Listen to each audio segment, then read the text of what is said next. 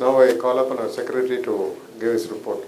Respected senior members and friends, and this is our second meeting, and we didn't expect so much crowd, and sometimes we thought of around 50-60. We booked a small hall, but the hall suddenly filled up, and maybe we should book a bigger hall for next time. And thanks for all the head of the departments to allow their PGs to come for this meeting. And this is our first effort to we start a PG clinic that is suggested by Professor Jayanti. Maybe we will try to improve in the next coming meetings.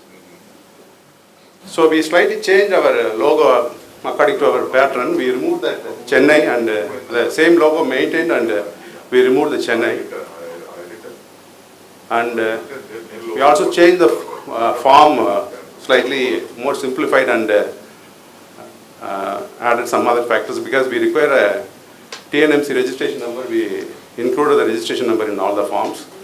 And we have two categories. One is a lifetime member, another is a PG student, because most of the PG students from other states, I don't know whether they are going to stay here for or they are going to go to the, you are all welcome to stay in Tamil Nadu and practice, but if you want to stay in Tamil Nadu, you pray. Very reluctantly.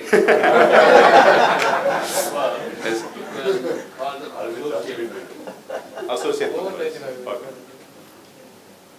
And if the forms are available, if I'll after the end of the meeting, maybe we'll distribute the forms and we fill up the forms. And I am not very fond of WhatsApp because even I don't use any WhatsApp. And but some of the members wanted to, because that is a better way of communication. We created a separate number for a society, and it is only meant for an official communication. And Dr. Raja is here. We are planning to update our website, and we created a FB page. Actually, the current meeting is going on FB Live, and we are planning to start on YouTube channel. And if any of you attended last month's meeting, the Pirama has spoken about the lifestyle changes to bring about colleges and schools. There is no point discussing about lifestyle to me, because already I crossed about 45. If even I change a lifestyle, whatever the diseases happen to is going to happen. So the lifestyle changes should come in the schools and colleges, and whatever the healthy lifestyle, whatever eating habits, we are planning to create videos that will be available in YouTube, and maybe planning to go across all the colleges and schools in Tamil Nadu, so that it can reach the younger people to have their better GI health. Some of you, if you have a reading in the Hindu 3 days ago, even the WHO started giving what are the activities for the toddlers. I thought all the children are very active, but they stipulated some time that each children or toddler should be given some amount of activities. So this is our basic ideas for the coming months.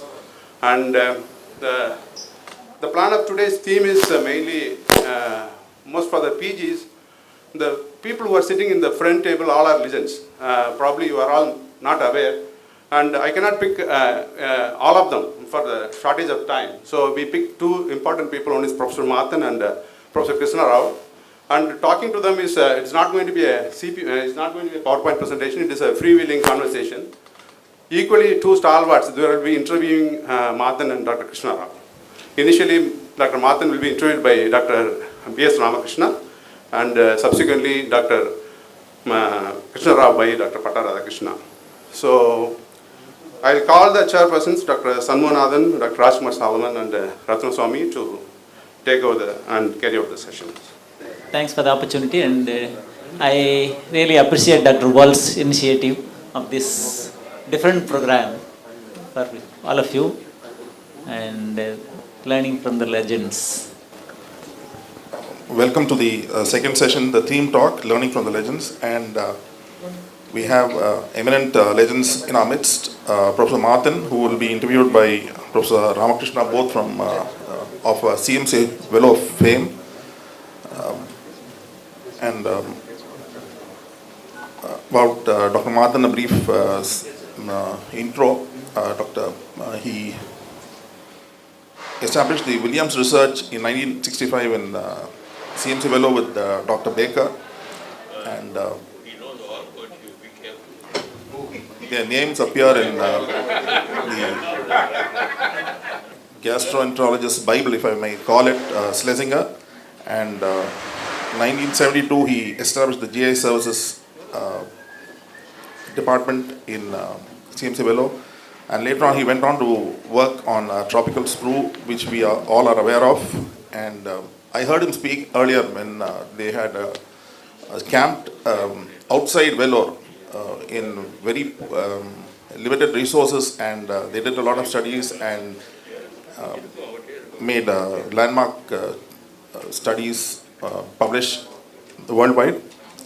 And to interview Sir will be Professor B.S. Ramakrishna, who was the Professor and Head of Gastroenterology in CMC Vellore and now presently in SIMS Hospital, Chennai. Over to Dr. Ramakrishna, sir. Thank you very much. I really appreciate this initiative by Ubal. It's nice to do this, and so I think Patta must have been an inspiration for this. Learn from the legends. So he's. I think they've done a lot to ensure that the tradition is carried on, that people know about the people that have gone before them. So just a very brief, before I start, so let me tell you about Dr. Martin. No, I'm not disclosing anything confidential. Before Rama starts, I always try to have the first word and the last word. So before Rama starts, he called me about 2 weeks ago and said, I want to interview at the Indian Society of Gastroenterology, Tamil Nadu chapter. So I said, okay. And when I kept on asking him, send me the details, send me the details. And he didn't send me any details. Till I finally pestered him and he sent me the much maligned WhatsApp. And there I realized that I was dead. Because legends are never living people.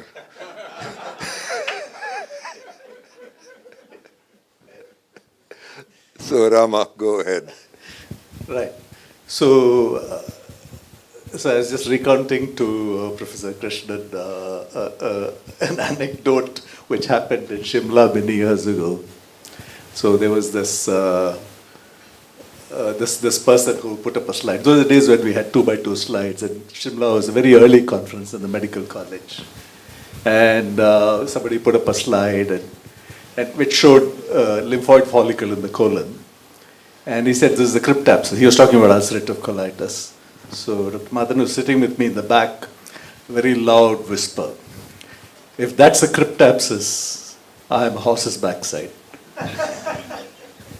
So Dr. Madan is a man of great intellect. So for those of you who don't know, he's one of those very few people, first class first in the university in MBBS from CMC. Great basketballer. I think he represented the state, Kerala State. Not state, the university. The university. Long before most of you were born.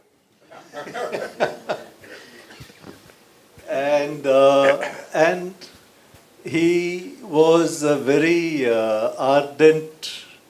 He was one of the early gastroenterologists. In fact, I think he was probably one of the very early people to start endoscopy, because I remember as a final year medical student when he got his endoscope. Then I was a final year medical student. I think that was in 1974 or maybe 74. earlier. Yeah. So he started endoscopies in Vellore.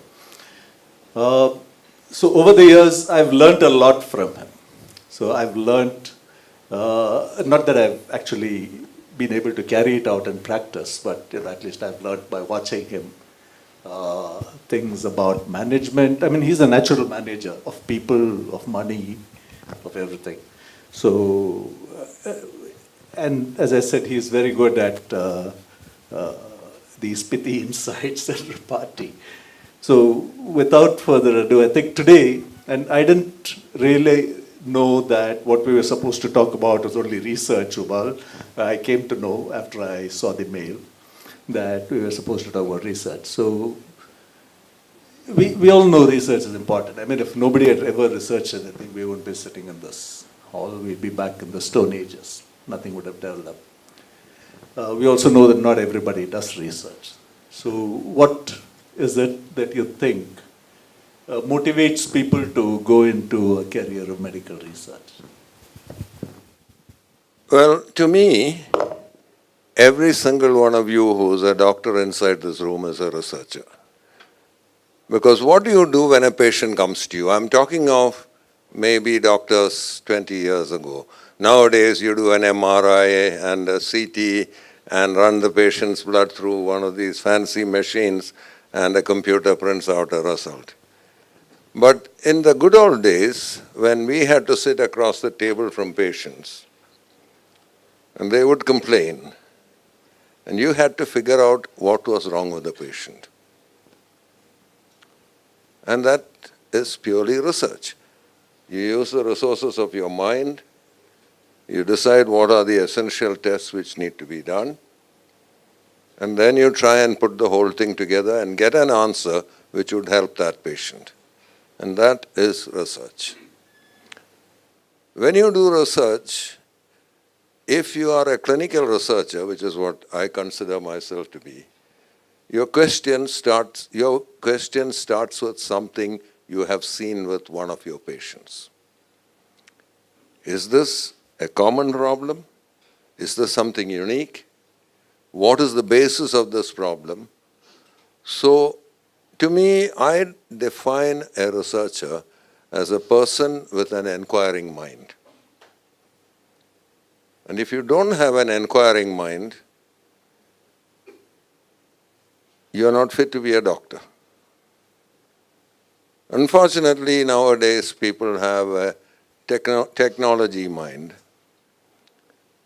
And I remember way back in 1980, when my institution, CMC, was deciding to invest in technology, and we were one of the first in the country to really invest in major technology.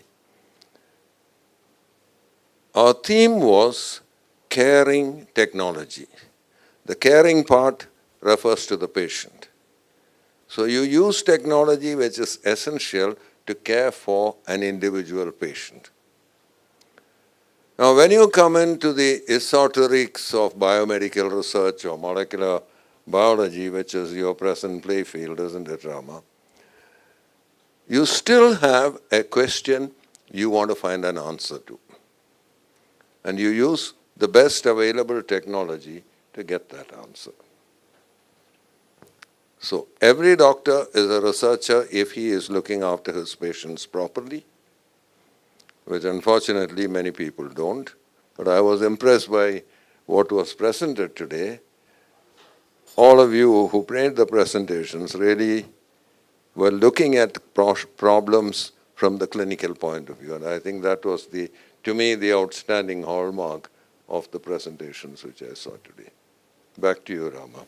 Right. So, as you said, I think research begins with clinical questions, and that's something that you see on rounds every day. Jayanti and I used to be doing rounds with you many years ago, and I think we all developed inquiring mind. We saw common clinical problems and said, okay, maybe this is something that we need. Why does this happen, or how can this be tackled?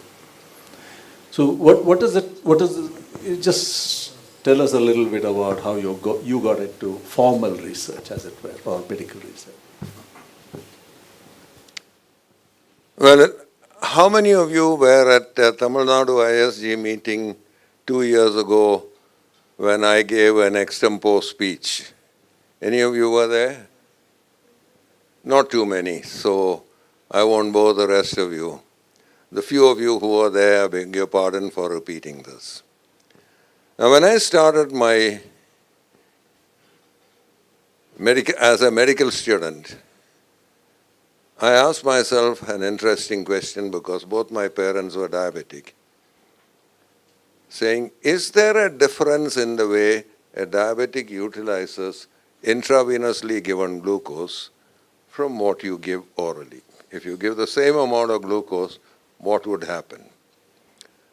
Then I graduated, I was an intern, and I continued working on this, because this is one of the freedoms which CMC Vellore gives you If you have an idea and you convince them that it's a worthwhile question, they'll support you to try and find answers. Not much money.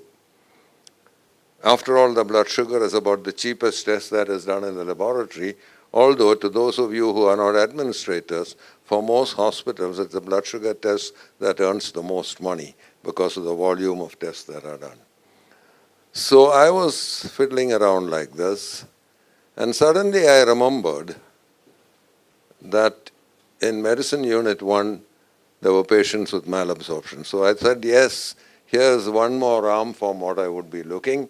People with normal absorption, people with malabsorption, and diabetics, what happens to them for oral and intravenously given glucose. And then I asked the first patient with malabsorption I saw in Selwyn Baker's lab a question which was completely irrational, totally no reason why I should ask that question. And that was, I asked, this chap gave a history of 1 year of chronic diarrhea, massive wasting, pigmentation of the skin. He had megaloblastic anemia, severe glossitis. It was a case of tropical sprue. I asked him, do you know of any other patient with this? Because I wanted to finish what I was doing quickly. And he looked at me strangely and said, sir, 200 people in my village have this, and 50 have already died. This was in 1961. So I went to Selwyn Baker and said, Selwyn, this is what the patient said. What do we do about it? So he said, this weekend let's jump on our motorbike, on his motorbike. I didn't have a motorbike. Actually, it was a Lambretta scooter. And go to this village, which was 50 miles away, near Vandivash. And we did that on Sunday morning, went on a scooter, and the roads were not the smooth highways you are accustomed to now. And Selwyn was driving it, I was on the back. We went to the village, and what this patient told us was true. So when we got back, he asked me, we must study and find out what's happening. Will you take a year off from whatever you are doing and go and stay in Vandivash and look at this epidemic? Being young, I was enthusiastic. I said yes. We got a little bit of money from the Wellcome Trust. And I went and stayed in a tent in Vandivash for 1 year. We set up a clinical lab there. We even set up stool fat estimation because all these patients had steatorrhea, and we did a lot of work. So that's how I got into this field. I must confess that I have never answered the question, do the diabetics and normal people handle orally given blood sugar differently from IV blood sugar? And I never did a test on this thing because the other things I got involved in were far, far more interesting. Over to you, Rama. So I still remember a kind of lesson which I learned the first time I applied for a research grant, a major research grant. This was to an international organization, the Thrasher Research Fund.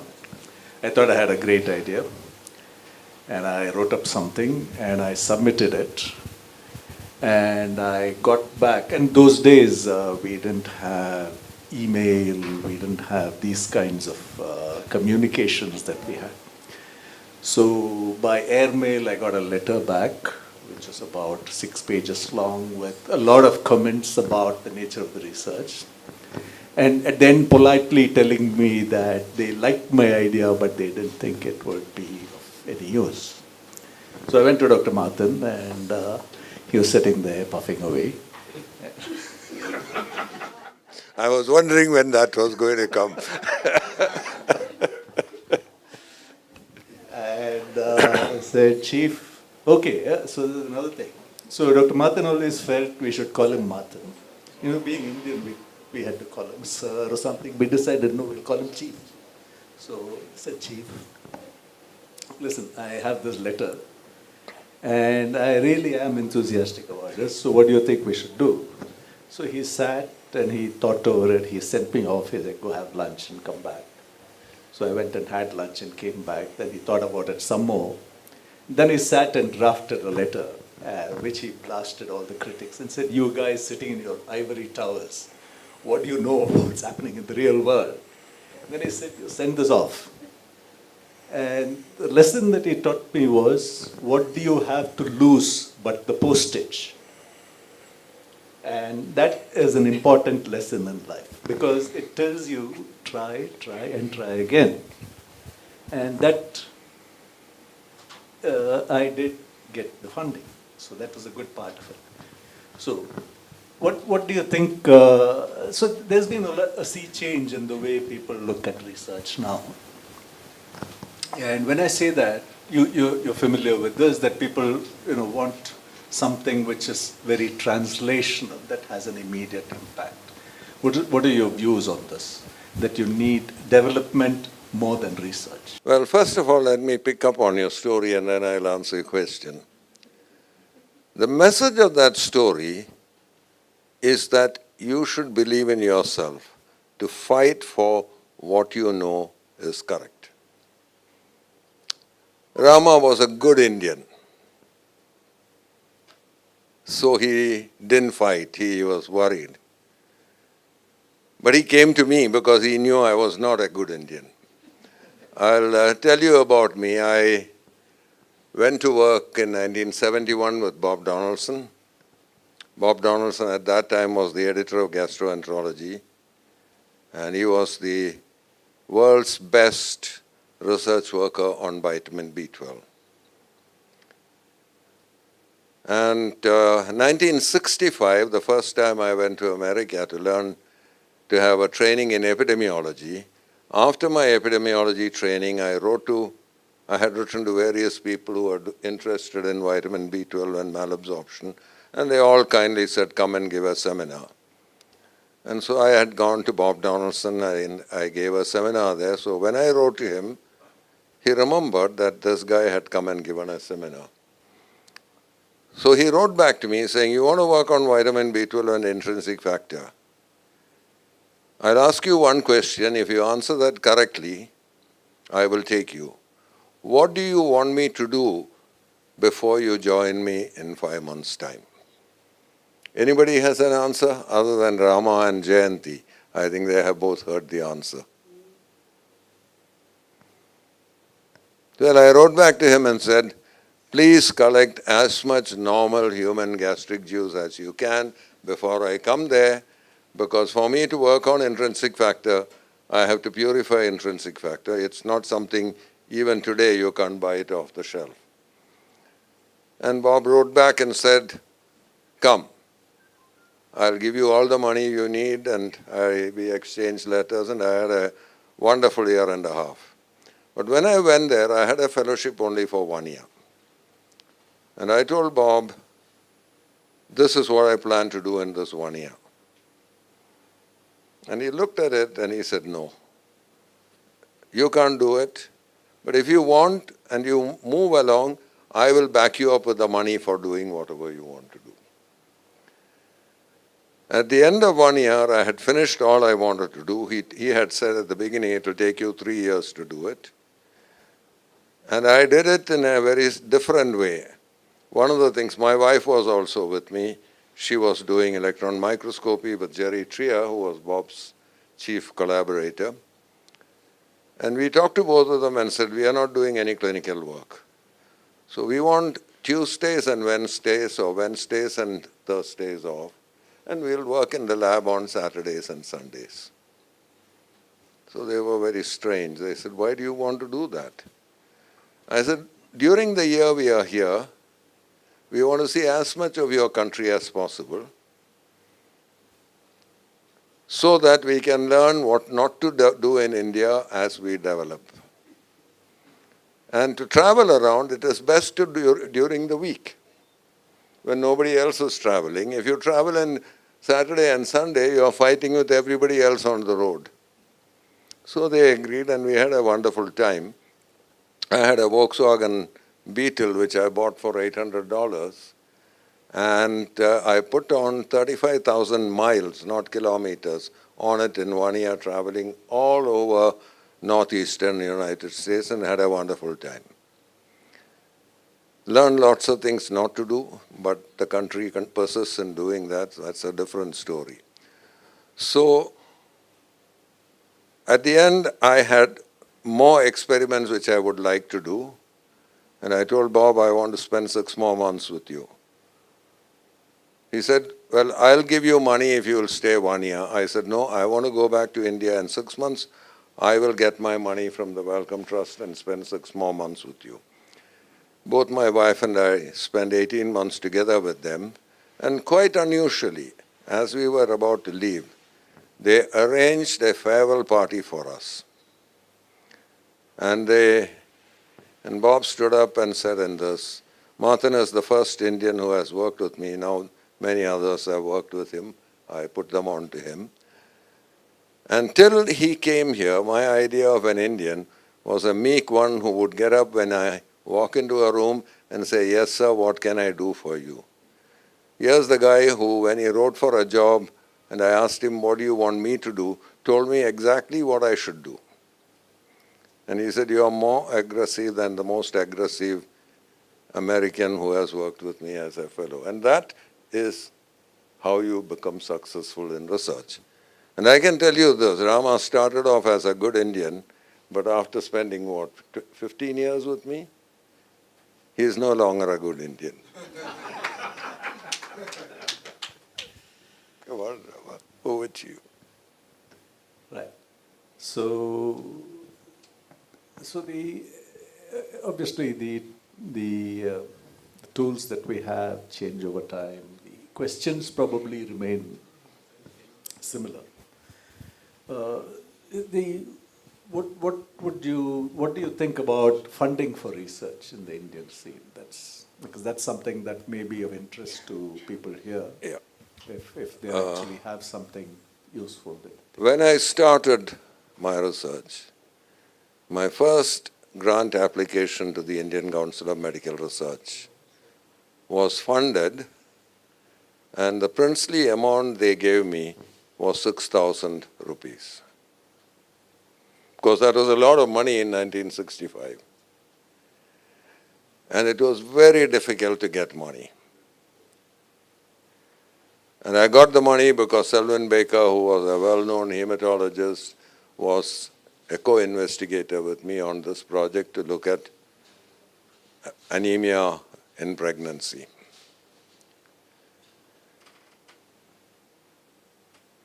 Till I became 80, which was a couple of years ago, for 14 years, I was chairing the Scientific Advisory Committee on Health Sciences for the Department of Science and Technology. And when I took over the chairmanship in 2002, Rama was on the committee with me for 3 years or 5 years, 7 years. But when I took over the chair, they told me something. The then Secretary of the Department of Science and Technology said, Professor Martin, if you find a good project, fund it. So I asked him a question, if I find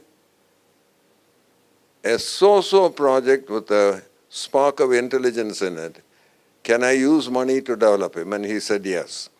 Now these are philosophies very different from what they were 40 years ago when I started. You had to have a name to be funded. Now, our budget, upper limit, he said, you can't spend more than 100 crores a year. We never reach 100 crores. First year we spent only about 20 crores. In the last year we spent about 60 crores. So there is now money if you write a good project. But the first project you write is the one that decides your fate for the future. It has to be really structured well. And what I do now is I spend time in certain institutions helping their young faculty to write their first research project. And that's what I enjoy doing. So a lot of the emphasis now in terms of research, particularly when you think about a society. Oh, I didn't answer your question, Rama, which was, what do I think of translational research? You know, language is a very interesting subject to study. And if you read the history of the development of language, you will see that from time to time there are catchphrases. And translational research is the flavor of the second decade of the 21st century. Now, how many of you know what translational research is? Very few. Huh? It's not translating from English into Hindi. The translational research is where you take existing knowledge, maybe from this country, maybe from anywhere in the world, and then work on it to see how best you can apply to clinical or public health problems, more likely public health problems in our country. Old term for it was operational research, but operational research is no longer a favorite word. It's translational research that is the favorite word. But the people in the highest levels of research funding in our country also have realized that you need what is known as blue sky research. Blue sky research means you don't see any immediate application for the question you are applying. And I'll give you a very good example. When Rama first started with me, was that your undergraduate project or your undergraduate project? He came to me and said, at that time he wouldn't call me chief, he would call me sir. Sir, I want to work on this. So I said, why do patients with chronic malabsorption have diarrhea?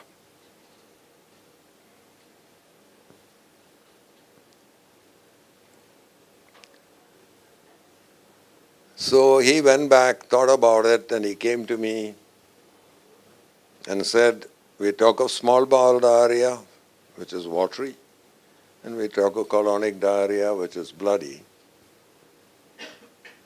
So what do you think we should do? I said, how do you define diarrhea?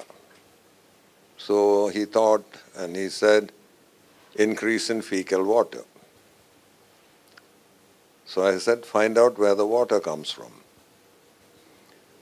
By that time, some of my colleagues had looked at the small intestine and actually shown that in our patients, water absorption in the small intestine was normal. So clearly, the place to look for was in the colon. And he worked out a way to look at the water absorption in the colon and showed that actually in tropical sprue, it was a watery diarrhea because colonic water reabsorption was abnormal. Now, this is somebody who wanted to do research, and he actually provided the answers to how to go about and do it. Now, is that esoteric research in basic biology? No. From this, we reached a point where he showed that this failure of water absorption in the colon occurs because there is not enough short-chain fatty acids to facilitate the water absorption like glucose facilitates water absorption in the intestine. And the next step after that was to figure out how do you give short-chain fatty acids to the colon. And he has now figured out, and your field study is complete, isn't it? That if you take a high lysine wheat, which comes from Australia, you give it to the patient, the bulk of the carbohydrates go into the colon, is fermented by the bacteria, and short-chain fatty acids are released there, and it's absorbed, and if you give it to a child or an adult with watery diarrhea, their diarrhea actually comes down, unlike the usual ORS, where the volume of diarrhea goes up while the patient slowly improves. Now that to me is the whole spectrum from asking what to most people would be a meaningless question, what is the cause of diarrhea in tropical sprue, to finding out something which has practical application in the management of children and adults with diarrhea, which is translational research. Does that answer your definition of translational research? Fair enough. Okay, so I think we're probably running out of time here, but I'll just one last question. As a society, as you know, what do you, so this is we're a collection of people here, particularly for clinical questions and which improve the way we practice medicine, which translate, which actually is guidelines and the way we practice medicine. What do you think of collaborations and consortia? Well, I know that the ISG, and I must confess I haven't been very active with the Indian Society of Gastroenterology since I retired, mainly because I can't afford the exotic hotels where you hold the conferences nowadays. And I don't believe in taking money from pharmaceutical firms. But I know that the society is going towards this of having working groups on clinical problems and developing guidelines, which is a very good thing. Now, clinical evidence comes from good record keeping. And good record keeping is not having a patient, giving a patient a chit with something scribbled in your handwriting which only you can read and asking to bring it back the next time he comes to see you. Good record keeping means a systematic system of record keeping. Because it's only from that that you can compile data which will help you to answer questions on, is this the right way to manage or do we need to do something else? It's absolutely vital that we follow guidelines from our country based on our patients, because it was way back in 1962 that I was one of the authors in a paper which showed that the normal intestinal mucosa in tropical southern India is very different from what it is in the West. And there are many other differences between our basic biology and Western biology. And as long as we are following guidelines which have been developed in the West, they are not really applicable to our patients. And I know you are involved in developing some of these guidelines, and more power to you and more power to the IST as you develop better and more refined guidelines. So thank you very much. So I think we should probably, yeah. Sir, for many of the products from CMC Bangalore, you happen to be the guru. For you, who are the gurus of the Okay, I'll give you the answer to that. I consider three people as my gurus. The first is a name all of you should know, but none of you will know, and that is Professor P. Kutumbaya. There's a gold medal.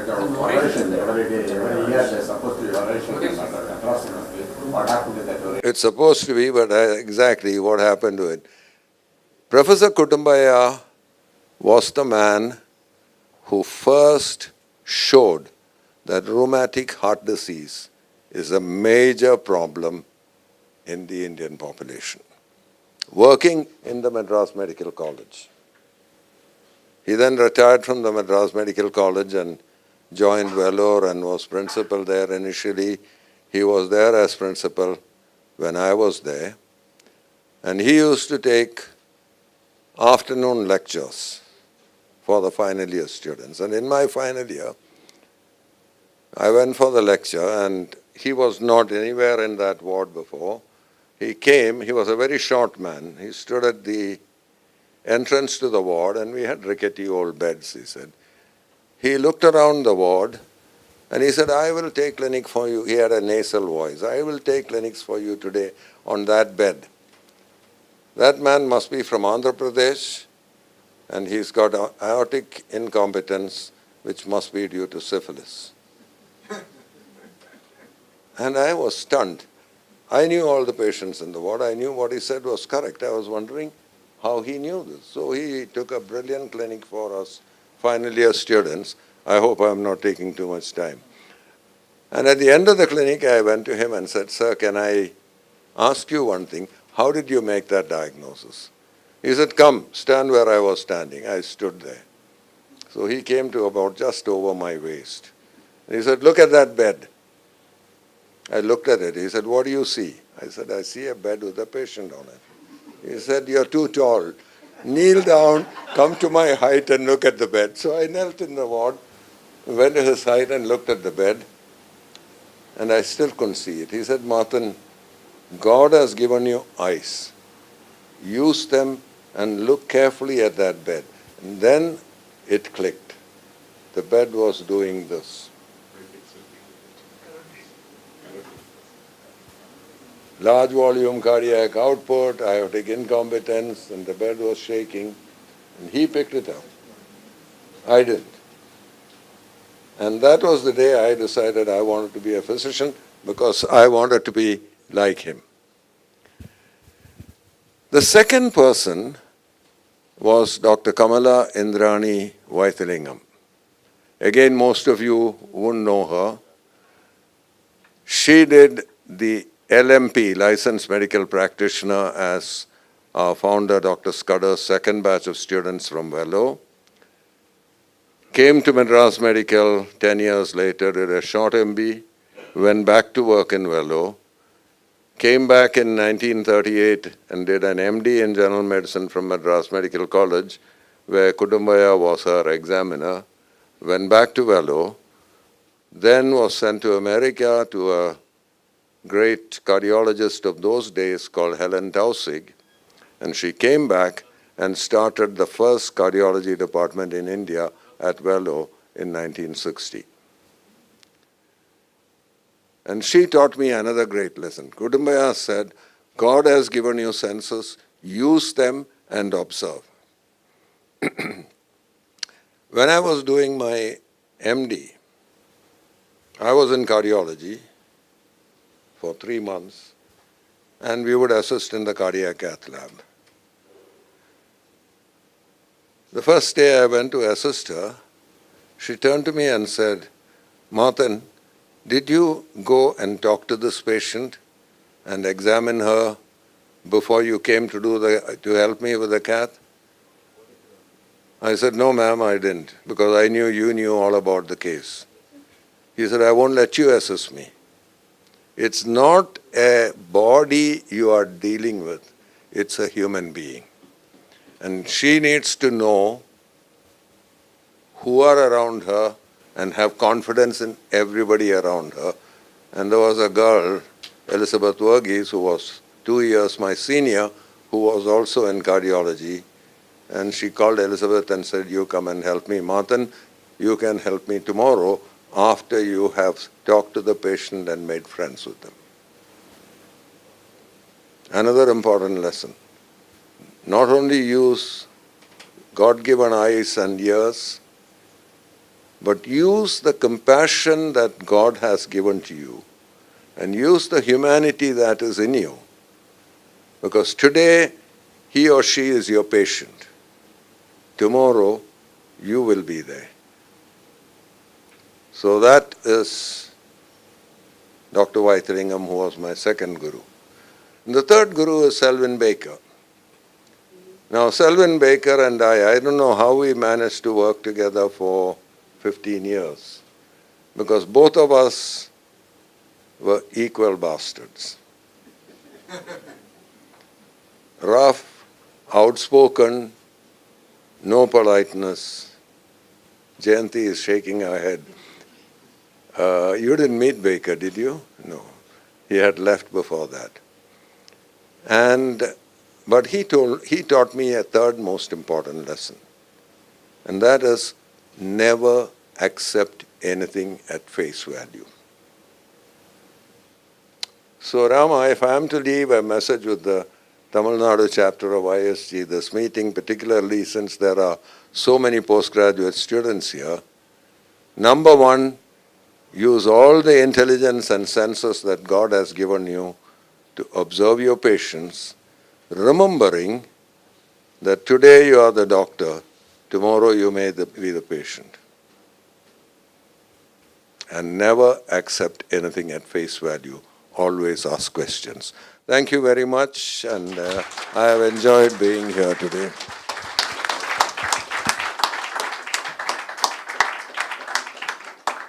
Dr. Professor Ramakrishna, that was a really wonderful session that we had, and very, very valuable lessons we learned from that.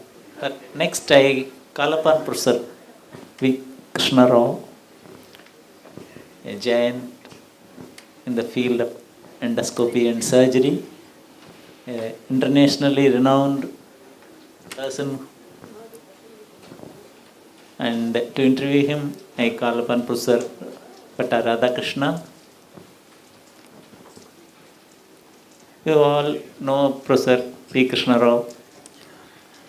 He is synonymous with endoscopy and laser, who has introduced this Chennai in the international map of endoscopy. And we are eager to hear the interview. Over to Patta Radhakrishna. Good evening, and at the outset I congratulate Ubal for making so many visible changes to this ISG session, and I thank him for calling me here. Unlike Professor Martin and Dr. Ramakrishna, who were together, know each other for so many years, actually we've never worked together, although I've been seeing Professor Krishna speak for so many years. I thought, unlike a high-intensity research discussion, this will be a very low-intensity, easy-going. I want a microphone with Professor Colonel Krishnan, because I'll only be a medium to interaction, and it will be a lot more historical than academic. And this is the year 1986, and I was doing MS General Surgery in Stanley, and Dr. KRP was on E-Ward. He was the chief of E-Ward, and I thought you had Dr. A.T. Mohan with you, Dr. Usha with you, because I never knew anything about gastroenterology. I never understood how big a person he was. All that he knew, I knew about E-Ward is got a separate lift in Stanley. Separate lift, and one day with a very pretty girl, I always used to go with pretty girls only in the night at about 11 o'clock, the lift stopped between 2 floors. Very nice. I realized it very soon. That happened in the first year, lights went off. Luckily, it's in between 2 floors, so you can't see the upper floor and lower floor. All that I can see is the girl in the dark. Then I discovered something which came to a lot of good use subsequently. You can stop the lift, as a matter of fact.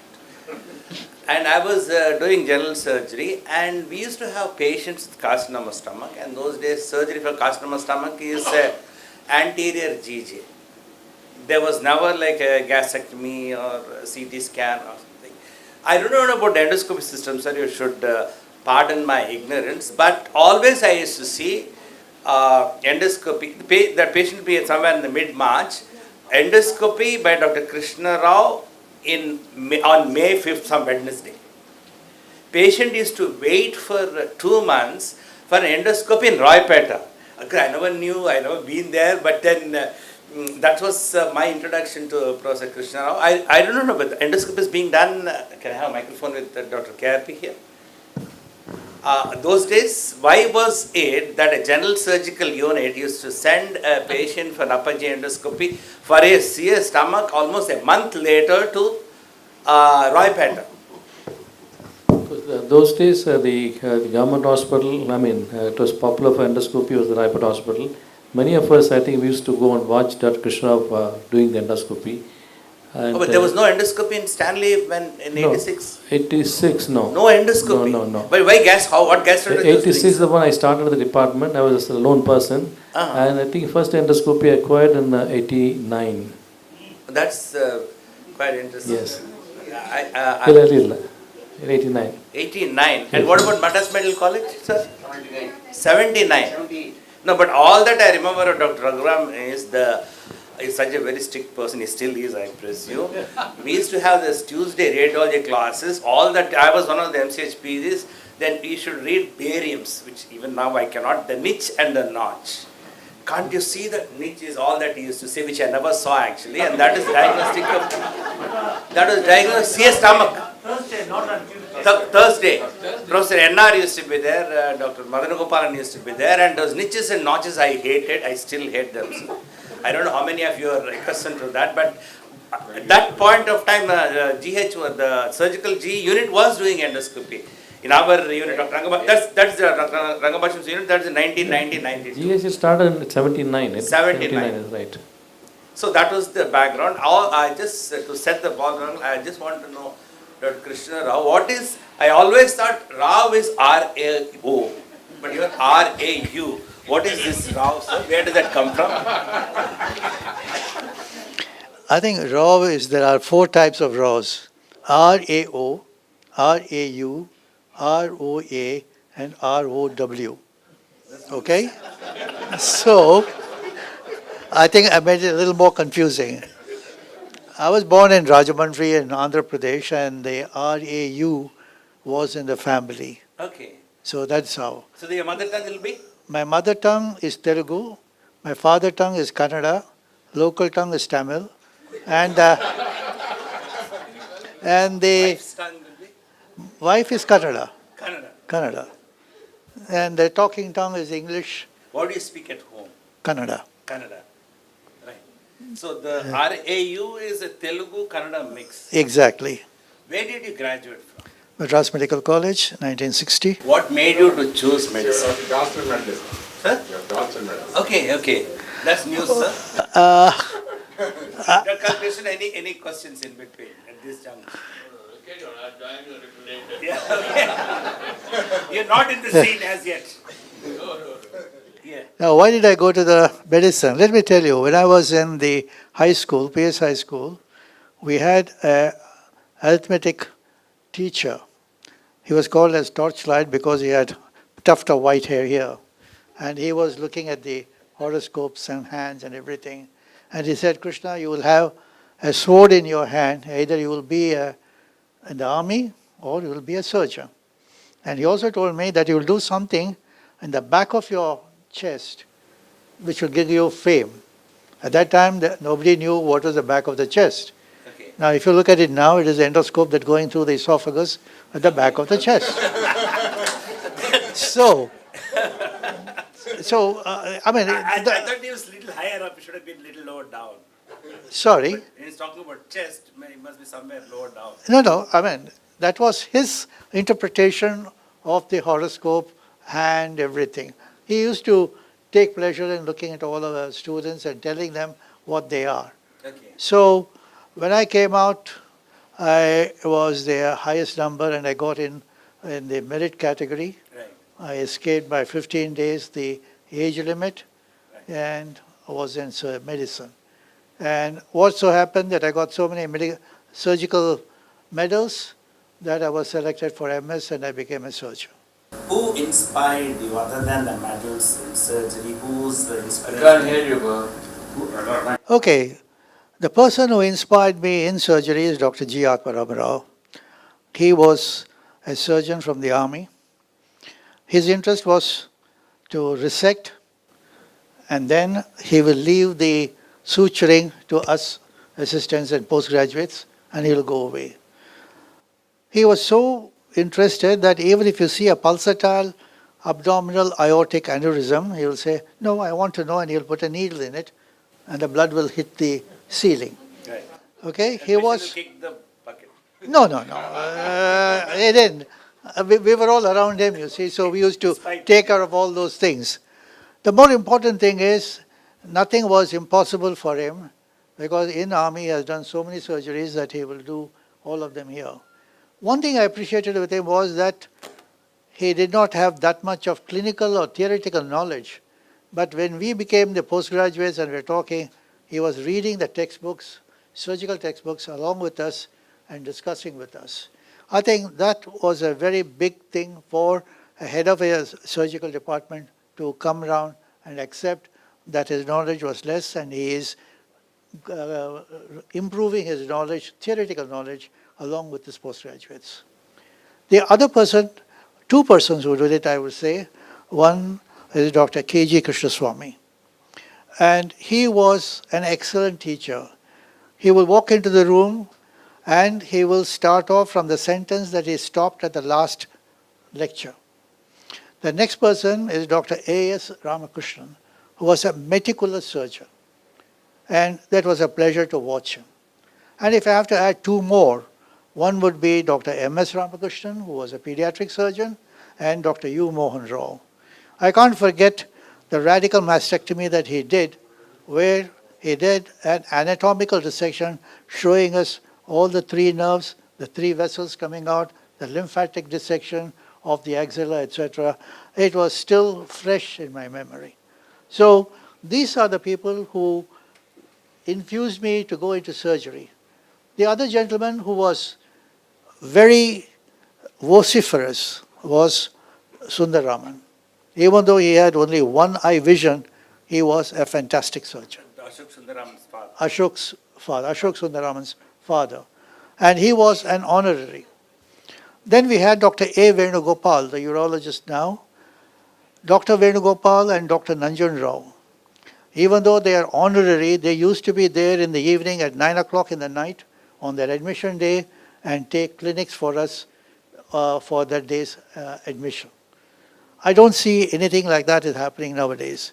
And I don't know whether we have that proficient surgeons today who can deal with from anything below the neck down to the toes. Because we have become so specialized that we do very little of a very small thing. So any comments from the floor? Anybody can ask questions as we go on. A few things about what you said. One is K.G. Krishnaswamy. I was his house surgeon. He was a pathologist to start with. Therefore, when he did a nephrectomy on believing that it was hypertrophroma, the pathologist said no tumor seen. He just walked across the standing, where the theatre is and the pathology lab is there, asked for a certain dissection at a particular area of the macroscopic specimen given, and he confirmed that there was a tumor. That's one. I can give another 45 minutes, 1 hour about Krishna Rao. Someday, definitely. No. One of the few things is that, when he was president of ISG, he was the one who introduced this president-elect system that still goes on. Next, he was there in Tokyo for running RCP. A few years later, I went there to the same college and to the same residence. And everybody was asking me, oh, your brother was here recently. Because Krishna. So I tell him, if you see Tamilians with the same name, they're not brothers. They're anything other than brothers, number one. But he left a legacy of a man who had come there earlier, which was a little uncomfortable for me. He didn't smoke, I didn't smoke, fair enough. But sake, you go to Japan and you don't drink sake, what are you? He never touched alcohol in all his life. And that's the second thing. Third, of course, strict vegetarian. I mean, you can't, this size was the same. I don't think it's increased and decreased from what I had seen known him. Trying to decrease. Decades ago. And so that's what happened happens with carbohydrates. And of course, I was there when he did the stone extraction railway hospital. I was there watching him. Just out of curiosity, just know what it is like. Well, I'll request Subal to call it when I have to stop. Yeah, thanks for the hint. Yeah. Quickly how was your postgraduate training and where is your first, introduction to endoscopy? Yeah, see, from 62 as a postgraduate in surgery to about 72, 73, the surgeries were very routine and I was getting a little bored doing GJ, vagotomy, colon, hernias, hydrocele, etc. And one day I read in the Science magazine of a fiber optic instrument with Herovich putting into the colon for early diagnosis, and then there was a picture of upper GI. I found out that Morrissey in Wisconsin, Madison, was having a course of 2 weeks. So when I wrote to him saying, can I come and learn from you, he said, no, I take only the American boys, not outsiders. So I wrote to my friend, Loyola University, and he said, we are doing it every day here, you come and observe. When I went there, and he said, why don't you talk to Morrissey and find out what happened? Morrissey said that the boy who was supposed to come 2 weeks hence has met with a car accident and is not coming, and that slot is vacant. Do you want to take it? I said, do you want me to come now and pay you the money? So he said, no, don't worry, you can come after 2 weeks. And I was there with him for 2 weeks. And that was a good fundamental training, both theoretical and practical, with him. No, but your father is rich enough to send you to US to... I won't say he was rich enough, but he wanted me to go further and become a better doctor than what he was. He was a general practitioner. So there was some funds for me to move around, go and stay there and come back. What was the day like in that unit where you went? How were the endoscopes? How were they recording the findings, and how did it help in treatment of patients? See, when you went there, you got to get used to the American system.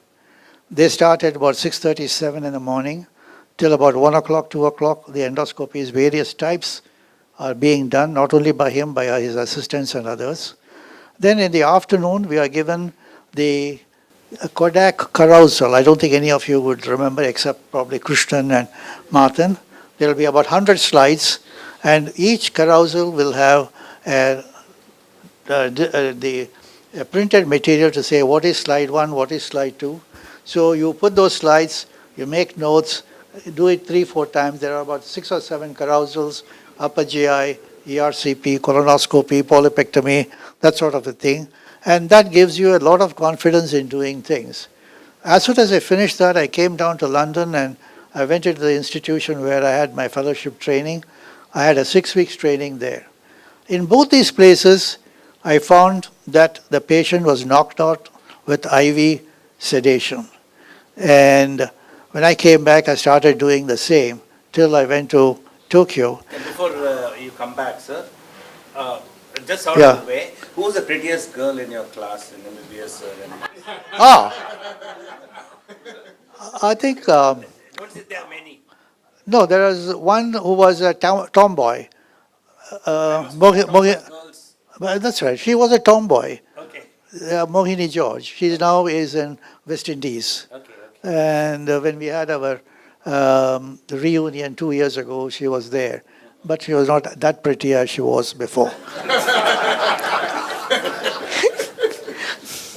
ask him, did he have any love matters going No. I'm not coming to that. If he comes out, well, that's most welcome, sir. Is your wife arranged or... It was an arranged marriage. She is a housewife and she has done the home science BSc. For once, I did not want a doctor as my wife. Why, sir? One, your conversation all over the 24 hours is on medicine. Okay? Even now, my daughter is there as a doctor surgeon. We do not discuss cases or patients, anything about the hospital at home. Because I've seen doctors, 6 or 7 of them in the family, they discuss their patients even at the dining table. So I was not very keen to have it all. After your training for 2 weeks in the US, did you come back to India? Yes, I came back. But when you came back to India, there were no endoscopes here. No, we got the Olympus to supply me the endoscopes. Where were you working? I was working at the Wellington Hospital. So you So- straight came to Wellington. No, I was in Wellington. I went out for the training, came back, and then, because I joined Wellington in 1966, and the hospital also provided the equipment because they knew that I got the training Now, today we have a number of surgeons who are doing endoscopic procedures because I feel that surgeons should do endoscopy because when they have to do the surgery, they will know exactly where the pathology is. The medical, yeah, because I thought I'll come to that because Okay. I mean, it's nice that you come with the answer even before I ask that surgeons are more suited. I wouldn't say more suited. I will just quote Dr. Madana Gopal. He said, Krishna Rao, if anything goes wrong, you are a surgeon, you know what to do and you will do it immediately. If anything goes wrong when I do something, I have to wait for the surgeon to come Anybody after a couple of counter hours. this argument strongly. Anybody, any one single person. That the surgeon should do because if something goes wrong, we need not wait for the surgeon to come. I would answer that by saying, we physicians do it in such a way that nothing goes wrong. Kanan to counter. See, I thought we know how much pressure to exert, which fold, how thick the bowel is. Kanan, you have to counter that. Having managed the complications, I will, say, but the predominant crowd is physicians. So, See, don't be diplomatic here. No, sir says that they make less complications. You agree? complications. I mean, you're not aggressive. Does it mean say you're not aggressive? Actually, I would say my personal experience, corrosive strictures, the dilatations, what surgeons, the confidence we do, I don't think a physicians can do. I think that requires a big hand again. Anyway, I think Yes, sir. I have seen. One group of surgeons still believe a surgeon is supposed to do only surgery and not endoscopy. Are you aware about it? A very famous surgeon, I tell you. I don't want to mention But the name. most He disagree says with that, The sir. duty of the surgeon is to do surgery, not endoscopy. Why do you want to dilute your ideas? I think the. can I? Okay, I think we can drag this controversy we'll for the rest of the I think And Krishna Rao has many more interesting things to Yeah. say. I'll- Let's drop this. About this. yeah, no, All of only us do it for the See, patient. Only one thing I want to say is today there is no surgeon, endoscopist, physician. We are a group of people who do endoscopy, surgery, radiologists who do therapeutic therapeutic procedures. So I don't think we should divide ourselves into sort of a surgeon, endoscopist, etc. When we do laparoscopic surgery, it is an endoscopic surgery. It is not no physician does a laparoscopic surgery. Nice. Started by me in my government. Yes, agreed. Never used to give me the table. NR only used to say, Raghu, you do it. Any complications, I'm here to help you. Okay. So what will you do after? Diagnostic. At that time, nobody bothered looked at the laparoscopic surgery. Did you remove the appendix anytime? I could not. That was after that. We are doing only a diagnostic Diagnostic laparoscopy. laparoscopy. Not Sure, I agree. Just never used to like it. They never used to like to interfere in the theatre. I learned laparoscopy. He says he learned from you, sir. But surgery, Sir, you disliked this doing laparoscopy. I don't know. no, they never used to give me the table. Why, sir? They never used to give me the table. Then you should fight. NR was Table NR used doesn't to shout. count anyone. NR used to shout. Give him the table before I leave. Any complications I have. Dr. Raksami never is with you. They are not colleagues, senior colleagues. in fact, Radhakrishnan, that's the reason when in Stanley, when I started the department, I started doing laparoscopy in the endoscopy area itself. But this is all news to us, sir. Yes, Why didn't you remove the gallbladder? No, We are not surgeons. We are diagnostic. not trending with the fields of your field. You were not trending. Right. Why didn't you proceed further? We don't know. Just like I don't expect you to do an ARCP, you don't expect me to do a laparoscopic, just a diagnostic laparoscopy to be converted into cholecystectomy. Apart from everything else, the whole discussion to me is a little redundant. What you know, you should know well and do it well. Irrespective whether you're a surgeon, physician, or even a gynecologist. I think there's a balanced statement. Come back to Dr. Krishna Rao. Did you reduce your surgery because of your endoscopy? Naturally, yes. No, he should- What happened is that the 80% of the benign lesions were done by endoscopy. I was able to say this person can go for endoscopy and get the same result as by open surgery at that time. And I also know this person will not benefit by endoscopic procedure. He has to go for open surgery. That sort of a decision I could make for the benefit of the patient. And also, the number of people who have got trained under me, or majority of them are physicians and surgeons. And now I'm now turned around and said, surgeons should not be taught endoscopy by people who learnt endoscopy from me. That's a very, very significant statement, sir. Why did they say that? You ask them. We know, the first statement he did, we are afraid to do certain procedures, which they can do it boldly. That's the only thing. Whenever a complication occurs, we require a surgeon, sir. So we are little hesitant. But still we... Yes, I know. I think With so many decades of experience in endoscopy, how many times you have referred your patient to a surgeon? Once in a laparoscopy.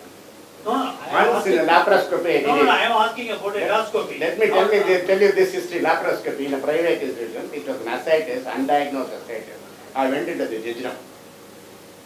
I was seeing the jejunum. Immediately called the surgeon, sir, no perforation, sir. I said, I went into the jejunum. He just put the loop back. He could not make out any perforation. Put the loop back. He said, this is where it will puncture. And at that side, the jejunum was there. There was a rent in the jejunum. So that was that. But diagnostic endoscopy, no, I never referred a case to a surgeon. I never got complications like Martha said. Only the complications comes, we come. I think But complications can occur at any time. No, sir, diagnostic laparoscopy in itself is a very dangerous procedure. Now, if it starts bleeding, Kanan. The only thing, as a surgeon, if I do an endoscopy and see the lesion, I'm confident about doing surgery. You keep on getting points against you or We'll keep it for another day. day. Now, how did you find it? Yeah. Okay. Sir, from Wellington, what was your progress? See, Wellington and Roypeta Hospital were the two major areas where I was doing the diagnostic and therapeutic procedure. Then Railway Hospital came in. Third, Dr. Krishnamurthy, chairman of the Cancer Institute, he came and said, Krishna Rao, we have an endoscope, but we don't know. We see a tumor, we open up, nothing is there. We see everything as normal, but there is a tumor. So he wanted me to come there and help them. So from 1968 till to date, I'm going to Cancer Institute, helping them in all their difficult cases. Are you the pioneer in ERCP in Tamil Nadu? I would say in India. Only other person was the Dilavari in JB Dilavari. Dilavari in PGI, Chandigarh. Vakil was doing it? Okay. I was not aware of it. But were you all meeting once in a while and sharing? Only in the SGAI society we were meeting, but at that time the endoscopy as a separate session was not there. Right. Now I see in that a lot of literature from you is in the area of laser. How did lasers come into your armamentarium and where do they stay now? See, my interest came up when Professor Jaffe in Cincinnati, and he had his assistant, Dr. Shankar, who was my very good friend. He said, Krishna Rao, come for this laser conference. So I went there, I was with him, then I got the hang of the laser, different types of laser, surgical laser, not the cosmetic laser, that was not my interest. And then I found that one of the commonest things that we used to have was obstructed esophageal carcinoma. And I found that with laser, I was able to ablate the tumor, produce a lumen, and put in that plastic stent which was then available to relieve the dysphagia. So the first thing the patient said was, thank you, I can drink my milk today. Then once I started doing it, then I went into rest of the areas. Now, basically now, perianal surgeries are all done by laser. And also, inoperable hemangiomas, vascular lesions, all that is the best way is for the laser. But today the laser is for cosmetic surgery. So most of the surgeons are not using it because there are alternative equipments are available for hemostasis. Here we are with Krishna Rao, and we are lucky to have him in front of us who's a pioneering endoscopist, colonoscopist, ERCPist, laser surgeon, And more than that, I think you are president of every possible society, surgical, medical, Yes. and Yes. Including Madras Club. Madras Club president. That is not a surgical society. Now, if we say in a few sentences, what will be your advice to youngsters now in gastroenterology? Because there are a certain group who stop with endoscopy, diagnostic, there are a certain group who want to go further more. What should be the way forward? And they want to do only endoscopy. Only endoscopy. And there are a group of students that way. See, as a physician, as a surgeon particularly, you know your level of competence. You do not exceed your level of competence. If the physician or surgeon thinks that he can do only a diagnostic endoscopy and a biopsy, foreign body removal and sclerotherapy, and he is happy with what he is doing, I think he should stop with that. Because if he goes to a more advanced therapeutic procedures, he should have a backup of an institution, ICU, and other specialists to come and help him out in difficult cases. So I think the person has to decide what is his level of capability in with reference to endoscopy. If he can do only diagnostic, let him stop with it. If he can go further, let him go further. Let him go further, use ERCP, shatter the stone, crush the stone, put a stent. Let him do all that. But let him have a proper training and confidence to do it in an institution, because I don't think it can be done in a private, small hospitals. But I think that's a wonderful statement. When one last question from anyone before I close the session. Yes. Who's that lady in the lift? Who was the lady? What happened? What happened? Sir, there's dinner outside. We can have a private conversation. The lady still around. You don't want to share what happened there. Thank you so much, and it's a wonderful thing. Sharing the stage with Dr. Krishna Rao, and I'm really privileged myself to be. Thank you. Before concluding, we have the great honor of honoring our legends. May I now call upon Dr. Colonel Krishnan to honor Dr. V. Martin. So what we heard is that I can get up. How many times I've done this for you? I don't know. What do you do with all this?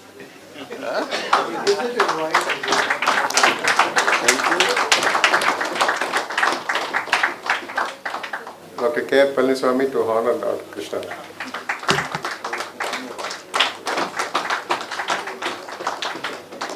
Thank you, sir. Before concluding, regarding next month's meeting, can we have the meeting in May or holidays? June. Next meeting will be the month of June. May month, no meeting. So on behalf of the TNIAG, I'm here to thank both the legends, our teachers, senior professors, friends, postgraduates for this overwhelming response and excellent interaction. I would like to thank Mr. Nirmal and Yusuf and team from ABOT, Mr. Raja for the ISG website, and Mr. Ajay and team for the graphic skills, and also the hotel management for the excellent arrangements. Thank you one and all, and I would request you to join us for dinner.